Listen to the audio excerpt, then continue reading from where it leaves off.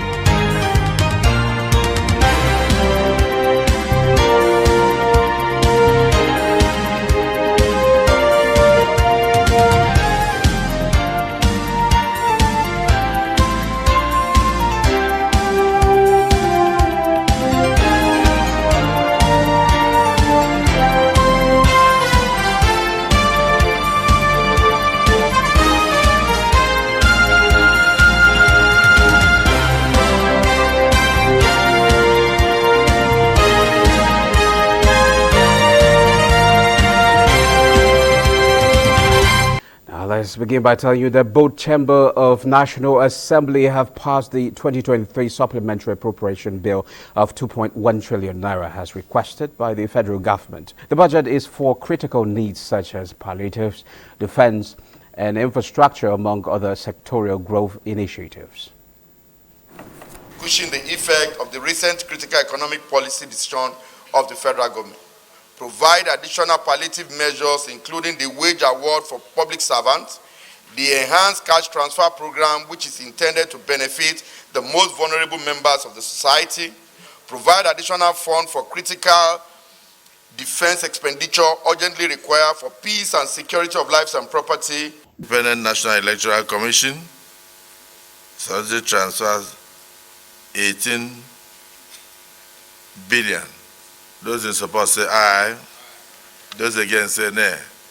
The ayes. Federal Ministry of Agriculture and Food Security, 103 billion. Service-wide vote recurrent, 515 billion. We have approved that 35,000 increment. So far, we have approved about 210 billion naira for Nigerian workers, and I'm sure they are going to see that, in fact, as soon as possible. So it has been approved by the House of Representatives today. Now, the return of scarcity of cash in Maiduguri, the Borno state capital, is causing an uneasy calm among business community in the town. Tina Tore reports that small-scale businesses like the point-of-sale operators are worse hit by the situation. The source of livelihood for point-of-sale POS operators like Abubakar is under threat due to inadequacy of cash in circulation, leading to drastic reduction in the level of his daily transaction. Abubakar's lamentations is the common trajectory among fellow small-scale financial operators. People will come and withdraw like 70,000. One person will able to make transaction of 70,000 cash. You can able to give a person 100,000 and above, even 200,000. But now, lack of cash is affecting us. Some residents of Maiduguri decry the unavailability of cash at hand, which has made it difficult for them to carry out their daily activities. Now you will go to bank. For you to get 30,000 naira, they will say that CBN has not released money for them. Most shop owners in the famous Maiduguri Monday market have the point of sale, giving their customers the option to either use their ATM card to pay for their goods and services or use the mobile app for transfers. This, however, is not without challenges. Our challenge using the POS machine is the issue of network, as the network is unstable. This ATM gallery has over 8 automated teller machines, but so far only one is dispensing. Looking at the crowd waiting to have access to cash is a testament of the hardship Nigerians are facing due to the cash crunch. For more than 2 hours, some people are more than here, more than 3 hours. Look at people fighting. It's about fighting. It's bad. It's not good. There should be money everywhere so that everybody will go, withdraw your money and go back. There should be, infrastructure in place. There should be this mobile banking or internet banking across all locations, both in the rural and urban areas, before even this policy.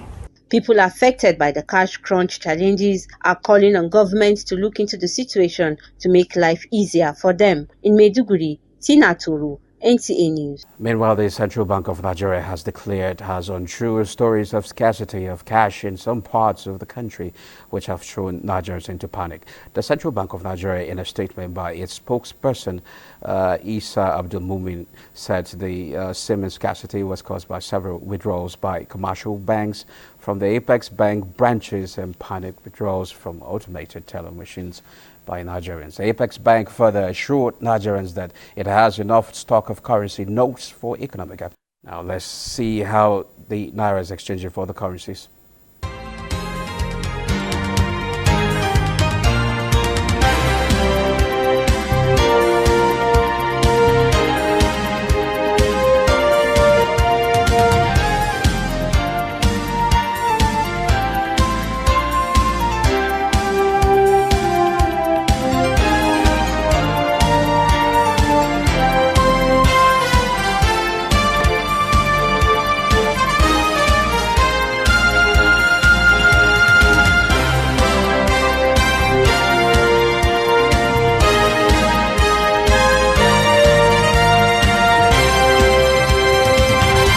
The Chairman, Board of Directors and Advisory Board of the Africa Private Sector Summit, Professor Kingsley Moghalu, says he is committed to supporting Africa rediscover the critical role of the private sector in achieving the continent's aspiration to prosperity. But this requires effective engagement, not just with the private sector, but also with Africa's political leaders and governments, as well as international organizations and civil society. He believes in the need for understanding across all stakeholder groups of the balance between the state and the markets in wealth creation, as well as creating an enabling environment for business, which he says the Africa Private Sector Summit will champion via advocacy for the adoption of the Private Sector Bill of Rights by member states.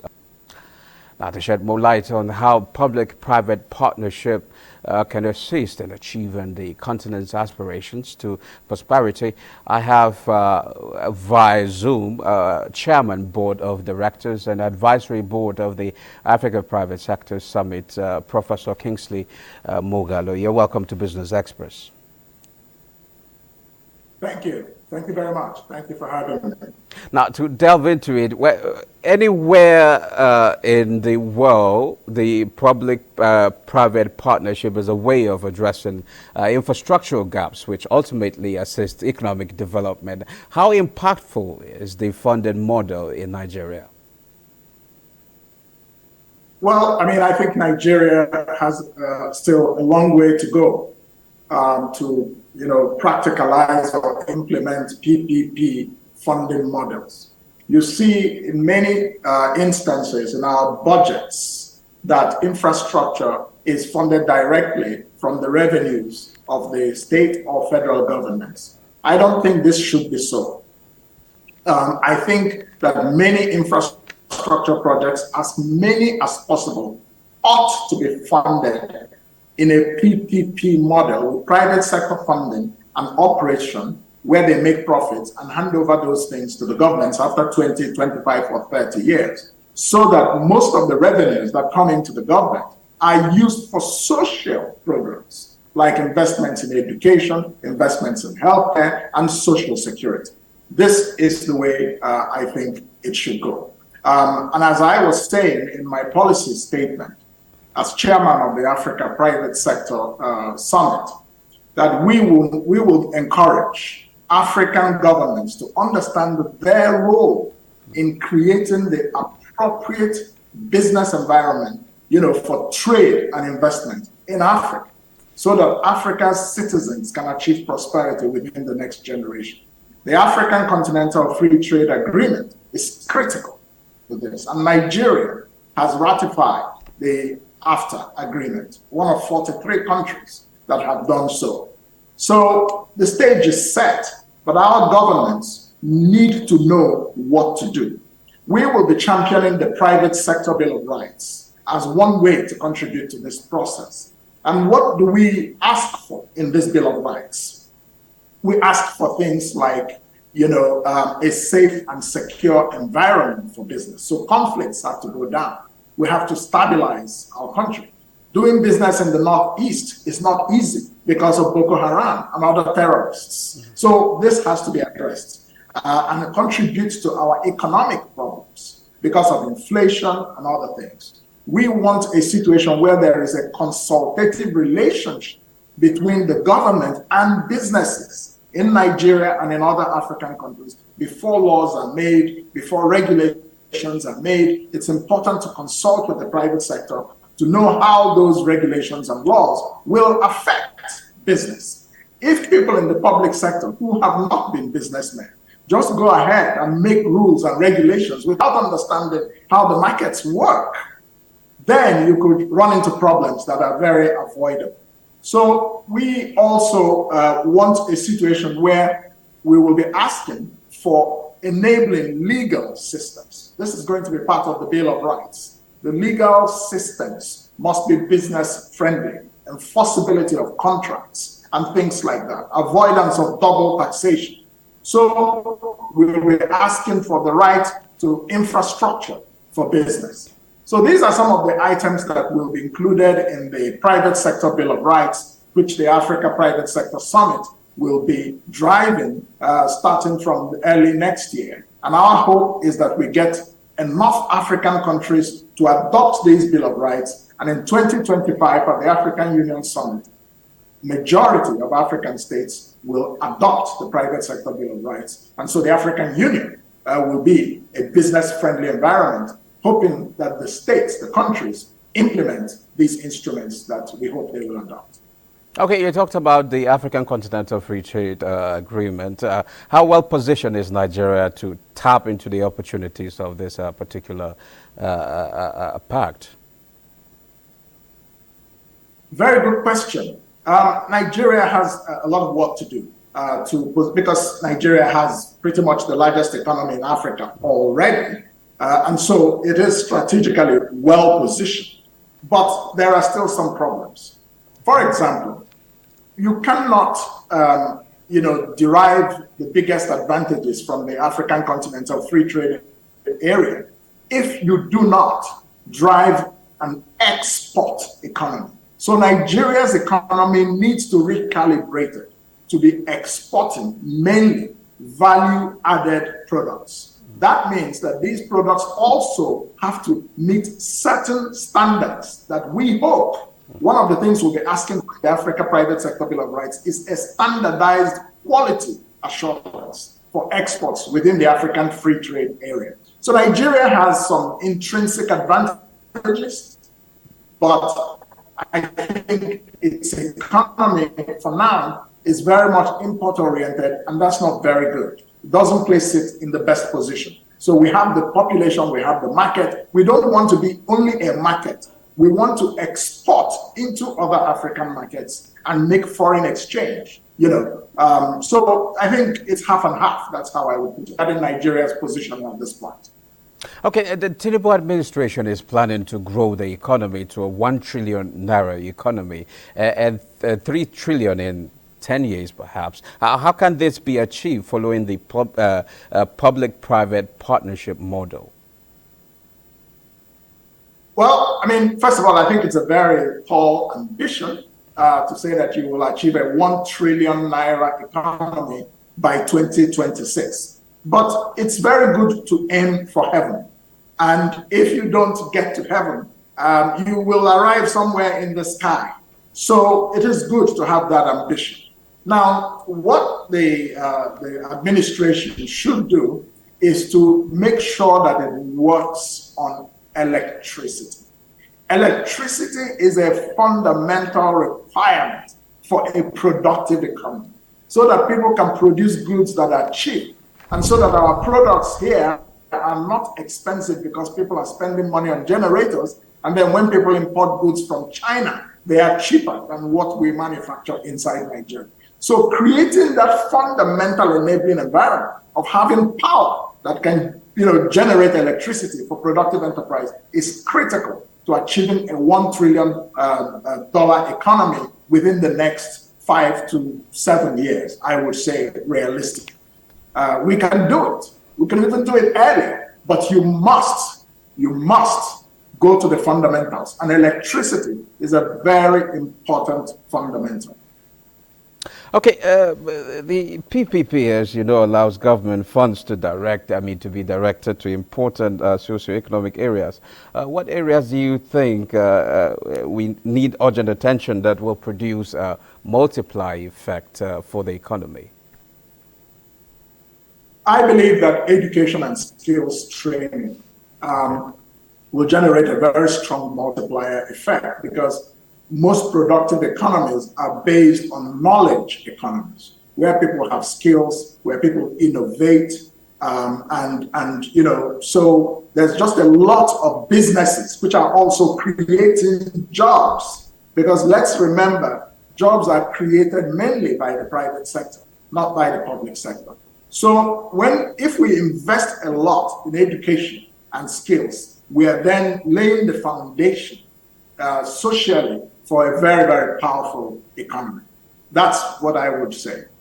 Very important area. Another area that is important that we invest in is social protection. There's a huge amount of poverty in Nigeria. And so we need to create some sort of calibrated programs that support people who are poor and unemployed, at least temporarily for young people. You can have a program that supports unemployed young people for a year, but on the condition that they go into a skills learning program. You see, and then when they graduate from the skills learning program, there should be some financial instruments that can give them capital to start their own businesses. I think if you structure it this way, then investments will be very, very productive. Okay, before I let you go, what should we expect from your appointment? Yes, I mean, my role as chairman of the Africa Private Sector Summit is to lead the board, the board of directors, the executive board, and the advisory board, which is a conglomeration of very distinguished personalities who are business savvy from across the continent, Southern Africa, Eastern Africa, Central, Western, and so on, to mobilize the APSS to become a convener of both the private sector, of the government, of civil society, of academia, to make sure that our governments in African countries are creating the necessary environment for business to thrive and for the African continental free trade area to succeed. Just yesterday, I visited His Excellency General Yakubu Gowon, former head of state of Nigeria, who, as we know, was the founding father of ECOWAS, because a major part of our work is to promote the regional economic communities. And so ECOWAS is one of them. And he regaled me with a lot of, remembrances of how ECOWAS came to be. And today we know that it's a very positive force in African countries. So I will be leading the board to engage with African leaders, African heads of states, African governments, and the private sector to be able to collaborate to create prosperity for Africans in the 21st century. Thank you very much, Professor Kingsley Moghalu. Thank you for sharing your thought with us. Thank you for having me.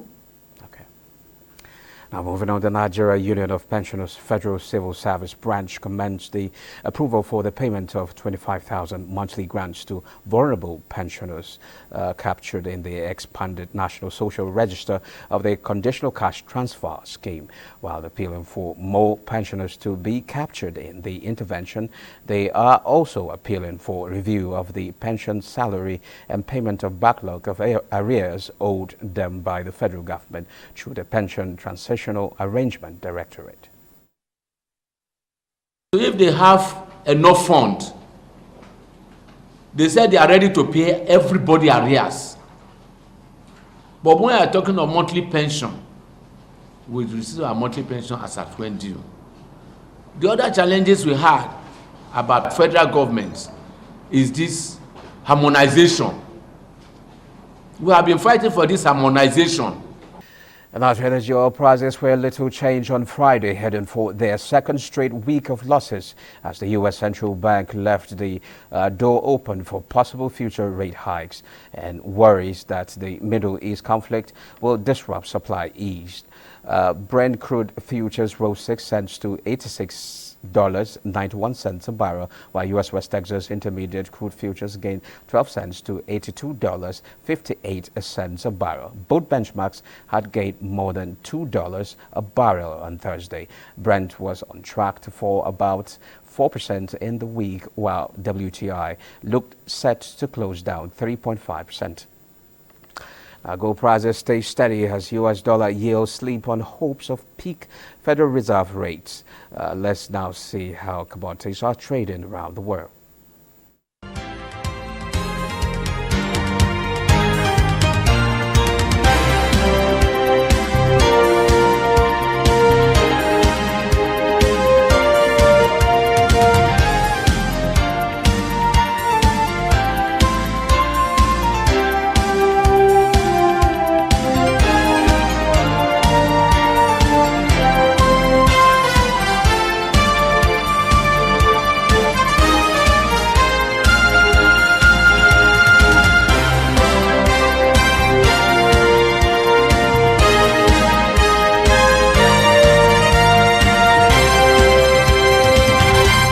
Market rise ahead of key economic data across the region. Bosade Abel is standing by for global update. Hello, Bosade. Hello, Musa. Welcome to the market segment. European stock markets were cautiously higher on Friday, rounding off a weekly rally powered by a series of solid earnings and a perceived dovish tilt by central banks. DAX rose 0.20%, while FTSE dipped 0.06% and CAC 40 also dropped 0.07%. Stocks in Asia market rose at the end of the week, with investors accessing a fresh round of data for more clues on the health of business activities through the region. Hong Kong Hang Seng Index rose 2.52%. The Shanghai Composite rose 0.71% at 3,030, while the Nikkei also topped 1.10% across 30,949.